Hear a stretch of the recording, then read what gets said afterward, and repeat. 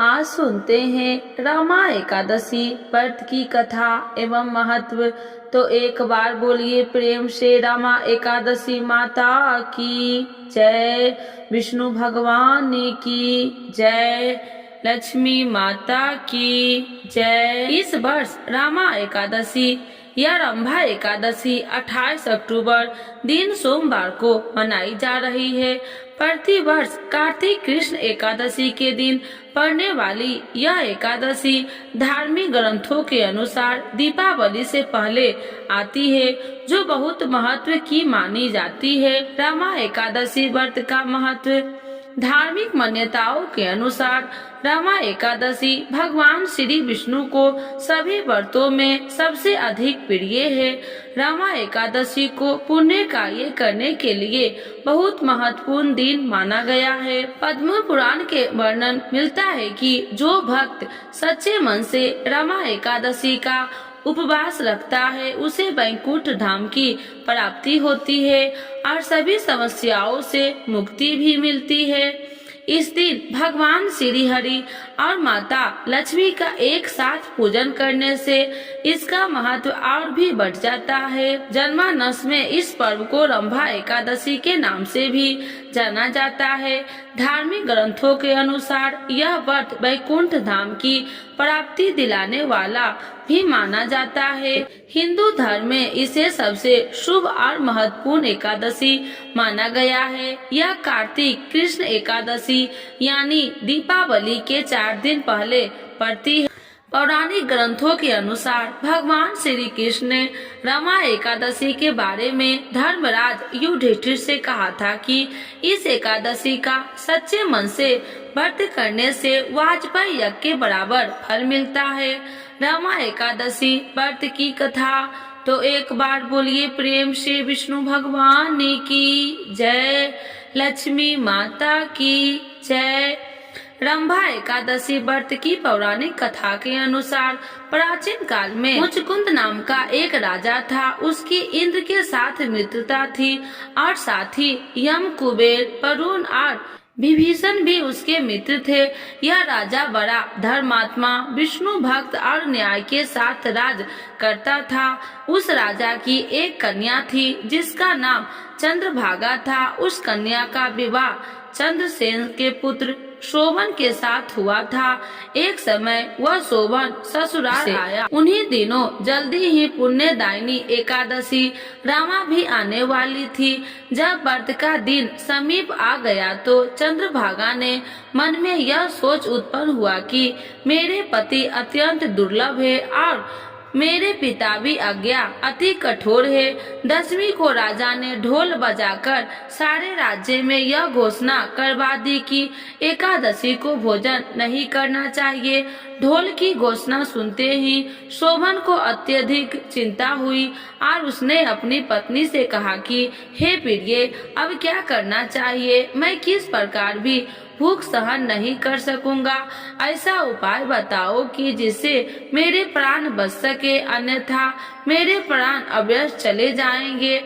चंद्रभागा कहने लगे कि हे स्वामी, मेरे पिता के राज्य में एकादशी के दिन कोई भी भोजन नहीं करता। हाथी, घोड़ा, ऊंट, बिल्ली, गौ आदि भी ऋण, अत्र, जल आदि ग्रहण नहीं कर सकते। फिर मनुष्य का तो कहना ही क्या है। यदि आप भोजन करना चाहते हैं तो किसी दूसरे स्थान पर चले जाइए, क्योंकि यदि आप यहीं रहना चाहते हैं तो आपका अभ्यास व्रत करना पड़ेगा। यह ऐसा सुनकर शोभन कहने लगा कि हे प्रिय, मैं अभ्यास व्रत करूंगा, जो भाग्य में होगा वह देखा जाएगा।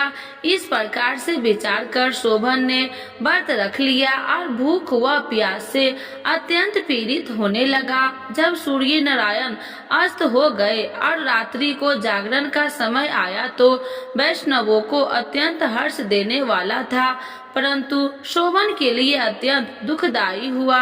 प्रातः काल होते शोभन के प्राण निकल गए। तब राजा ने सुगंधित काष्ठ से उस दाह संस्कार करवाया, परंतु चंद्रभागा ने अपने पिता को आज्ञा से अपने शरीर को दंग नहीं किया और शोभन की अंत्य दृष्टि क्रिया के बाद अपने पिता के घर में ही रहने लगी। रमा एकादशी के प्रभाव से शोभन को मंदराचल पर्वत पर धन्य धान्य से युक्त तथा शत्रुओं से रहित एक सुंदर देवपुर प्राप्त हुआ। वह अत्यंत सुंदर रत्नार वेदुरमणि जटिल स्वर्ण के खंभों पर निर्मित अनेक प्रकार के अष्टापिक मणियों से सुशोभित भवन में बहुमूल्य वस्त्र आभूषण तथा छत्र व चबर से विभूषित गंधर्व और अप्सराओं से युक्त सिंहासन पर आरूढ़ ऐसा शोभायान होता था मानो दूसरा इंद्र विराजमान हो।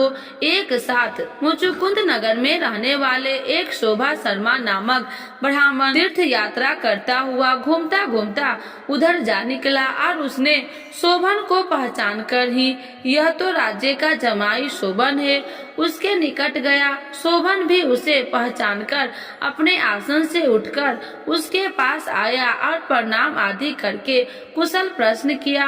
ब्राह्मण ने कहा कि राजा मुचुकुंद और आपकी पत्नी कुशल है। नगर में भी सब प्रकार के कुशल है, परंतु हे राजन, हमें आश्चर्य हो रहा है कि आप अपना वृत्तांत कहिए कि ऐसा सुंदर नगर जो न कभी देखा न सुना आपको कैसे प्राप्त हुआ। तब शोभन बोला कि कार्तिक मास कृष्ण की रमा एकादशी का व्रत करने से मुझे यह नगर प्राप्त हुआ है, परंतु यह अस्थिरता है, यह स्थिर हो जा ऐसा उपाय कीजिए। ब्राह्मण कहने लगे कि हे राजन, यह स्थिर क्यों नहीं है और कैसे स्थिर हो सकता है, आप बतलाइए, फिर मैं अवश्य मैं वह आपका उपाय करूंगा। मेरी इस बात को आप मिथ्या न समझिए। शोभन ने कहा कि मैंने इस व्रत को श्रद्धा रहित होकर किया है, अतः यह सब कुछ अस्थिर है।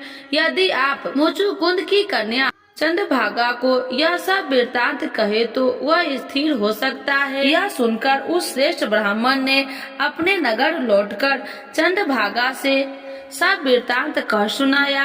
ब्राह्मण के वचन सुनकर चंद्रभागा बड़ी प्रसन्न से ब्राह्मण से कहने लगे कि हे ब्राह्मण, ये सब बातें आपने प्रत्यक्ष देखी है या स्वप्न की बातें कर रहे हैं। ब्राह्मण कहने लगे कि हे पुत्री, मैंने वन में तुम्हारे पति को प्रत्यक्ष देखा है, साथ ही किसी से विजय न हो ऐसा देवताओं के नगर के समान उनका नगर भी देखा है। उन्होंने यह भी कहा है कि यह स्थिर नहीं है, जिस प्रकार वह स्थिर रह सके सो उपाय करना चाहिए। चंद्रभागा कहने लगे कि हे ब्रीप, तुम मुझे वहाँ ले चलो, मुझे पति देव के दर्शन की तीव्र लालसा है। मैं अपने किए हुए पुण्य से उस नगर को स्थिर बना दूंगी। आप ऐसा कार्य कीजिए जिसमें उसका हमारा संयोग हो, क्योंकि वियोगी को मिला देना महापुण्य है। शोभा शर्मा यह बात सुनकर चंद्रभागा को लेकर मंदराचल पर्वत के समीप वामदेव ऋषि के आश्रम पर गया। वामदेव जी ने सारी बात सुनकर वेद मंत्रों के उच्चारण से चंद्रभागा का अभिषेक कर दिया। तब ऋषि के मंत्र के प्रभाव और एकादशी के व्रत से चंद्रभागा का शरीर दिव्य हो गया और वह दिव्य गति से प्राप्त हुई। इसके बाद बड़ी प्रसन्नता के साथ अपने पति के निकट गई। अपनी प्रिय पत्नी को आते देखकर शोभन अति प्रसन्न हुआ और उसे बुलाकर अपनी बाई तरफ बैठा लिया। चंद्रभागा कहने लगे कि हे प्राणनाथ, आप मेरे पुण्य को ग्रहण कीजिए। अपने पिता के घर पर जब मैं 8 वर्ष की थी तब से विधि पूर्वक एकादशी के व्रत को पूरी श्रद्धा से करती आ रही हूँ। इस पुण्य के प्रताप से आपका यह नगर स्थिर हो जाएगा तथा समस्त कर्मों से युक्त होकर प्रलय के अंत तक रहेगा। इस प्रकार चंद्रभागा के दिव्य आभूषण और वस्त्र से सुसज्जित होकर अपने पति के साथ आनंद पूर्वक रहने लगी। इसीलिए जो मनुष्य रमा एकादशी का व्रत करते हैं, इसके प्रभाव से उनके ब्रह्म हत्या सहित समस्त पाप नष्ट हो जाते हैं। और जो मनुष्य इस महात्म्य को पढ़ते अथवा सुनते हैं, वे समस्त पापों से छुटकारा विष्णु लोक को प्राप्त होता है। ऐसी रमा एकादशी व्रत की महिमा है। तो एक बार बोलिए प्रेम से रमा एकादशी माता की जय, विष्णु भगवान की जय, लक्ष्मी माता की जय। आइए भक्तों, आज सुनते हैं तुलसी माता की चालीसा। यह चालीसा सुनने से होती है हर रोगों से मुक्ति, मिलती है सुख समृद्धि का आशीर्वाद। तो एक बार बोलिए प्रेम से विष्णु भगवान की जय, तुलसी माता की जय, भगवती माता की जय। श्री तुलसी महारानी करु विनय सिर नाय, जो मम हो संकट विकट दीजे मात नसाय। नमो नमो तुलसी महारानी, महिमा अमित न जाए बखानी। दियो विष्णु तुमको सम्माना, जग में छायो सुयस महाना। विष्णु प्रिय जय जयंती भवानी, तिहु लोक की हो सुख खानी। भगवत पूजा करे जो कोई, बिना तुम्हारे सफल न हो। जिन घर तब नहीं होए निवासा, उस पर करे विष्णु नहीं वासा। करे सदा जो तब नित सुमरन, ते ही के काज होए सब पूरन। कार्तिक मास महात्म्य तुम्हारा, जाको जानत सब संसारा। तब पूजन जो करे कुमारी, पावे सुंदर वर सुकुमारी। करे जो पूजा नित प्रति नारी, सुख संपत्ति से होए सुखारी। वृद्धा नारी करे जो पूजन, मिले भक्ति होवे पुलकित मन। श्रद्धा से पूजे जो कोई, भवनिधि से तर जावे सोई। कथा भागवत यज्ञ करावे, तुम बिन नहीं सफलता पावे। छायो तब प्रताप जग भारी, ध्यावत तुम्हि सकल चितधारी। तुम्हि मात यत्र तंत्र में, सकल काज सीधे होवे क्षण में। औषधि रूप आप हो माता, सब जग में तब यश विख्याता। देव ऋषि मुनि और तपधारी, करत सदा तब जय जयकारी। वेद पुराणन तब यश ज्ञाया, महिमा अगम पार नहीं पाया। नमो नमो जय सुख कारिणी, नमो नमो जय दुख निवारिणी। नमो नमो सुख संपत्ति देनी, नमो नमो अख काटन छेनी। नमो नमो भक्तन दुख हरनी, नमो नमो दुष्टन मद छेनी। नमो नमो भव पार उतारिणी, नमो नमो परलोक सुधारिणी। नमो नमो निज भक्तन उबारिणी, नमो नमो जन काज सवारिणी। नमो नमो जय कुमति नशावनी, नमो नमो सब सुख उपजावनी। जयति जयति जय तुलसी माई, ध्याऊ तुमको शीश नवाई। निर्जन जानी मोहि अपनाओ, बिगड़े काज आप बनाओ। करूँ विनय मैं मात तुम्हारी, पूरन आशा करूँ हमारी। शरण चरण कर जोड़ी मनाओ, निस दिन तेरे ही गुण गाऊं। करहु मात यश अब मोह पर दाया, निर्मल होए सकल मम काया। मांगू मात या वर दीजे, सकल मनोरथ पूरन कीजे। जानू नहीं कुछ नेम उचारा, क्षमहु मात अपराध हमारा।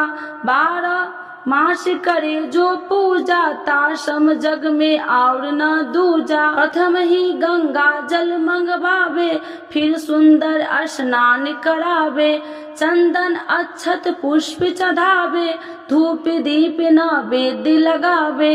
करे आचमन गंगा जल से, ध्यान करे हृदय निर्मल से। पाठ करे फिर चालीसा की, स्तुति करे मात तुलसी की। यह विधि पूजा करे हमेशा, ताके तन नहीं रहे कलेशा। करे मास कार्तिक का साधन, शोभे नित्य पवित्र सिद्ध होई जाई। है यह कथा महासुखदाई, पढ़े सुने सो भव तर जाई। यह श्री तुलसी चालीसा, पाठ करे जो कोई। गोविंद सो फल पावही, जो मन इच्छा होई। तो एक बार बोलिए प्रेम से विष्णु भगवान की जय, तुलसी माता की जय, भगवती माता की जय, सर्व देवी देवताओं की जय।